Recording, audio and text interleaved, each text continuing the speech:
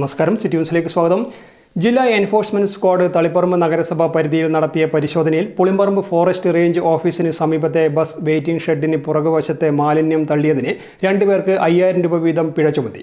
Waiting ഷെഡിന് എതിർവശത്തെ കെട്ടിടത്തിൽ പ്രവർത്തിച്ചു വരുന്ന ക്വാർട്ടേഴ്സിൽ നിന്നുള്ള മാലിന്യങ്ങൾ തള്ളിയതിന് ക്വാർട്ടേഴ്സിലെ താമസക്കാരന് 5000 രൂപയും ഈ കെട്ടിടത്തിൽ പ്രവർത്തിച്ചു വരുന്ന ഡെലിമാർട്ട് എന്ന സ്ഥാപനത്തിന് 5000 രൂപയും സ്ക്വാഡ് പിഴ ചുമത്തുകയും സ്വന്തം ചെലവിൽ മാലിന്യം നീക്കം ചെയ്യുവാൻ നിർദ്ദേശവും നൽകി. സ്ക്വാഡ് ഈ കെട്ടിടത്തിൽ പ്രവർത്തിച്ചു വരുന്ന ക്വാർട്ടേഴ്സിൽ നടത്തിയ പരിശോധനയിൽ ഡെലിമാർട്ടിൽ നിന്നുള്ള മാലിന്യങ്ങൾ പരിസരത്ത് കൂട്ടിയിട്ട് കത്തിച്ചു വരുന്നതായി കണ്ടെത്തി. ക്വാർട്ടേഴ്സിന്റെ സ്റ്റെയർ കേസിന് സമീപം മാലിന്യങ്ങൾ തരംതിരിക്കാതെ കൂട്ടിയിട്ടതായും സ്ക്വാഡ് കണ്ടെത്തി.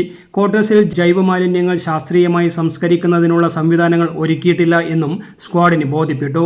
ക്വാർട്ടേഴ്സിന് 5000 രൂപയും സ്ക്വാഡ് പിഴ ചുമത്തി. പരിശോധനയിൽ ജില്ലാ enforcement squad leader Ashraf PP, squad അംഗം അലൻ ബേബി, ദിബിൽ CK, തളിപ്പറമ്പ് നഗരസഭ public health inspector Rasitha P തുടങ്ങിയവർ പങ്കെടുത്തു. News desk, city news.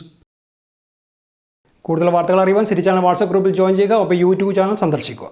വാർത്തയുടെ അവസാനിക്കുന്നില്ല. മറ്റൊരു വാർത്തയുമായി വീണ്ടും കാണാം. നമസ്കാരം.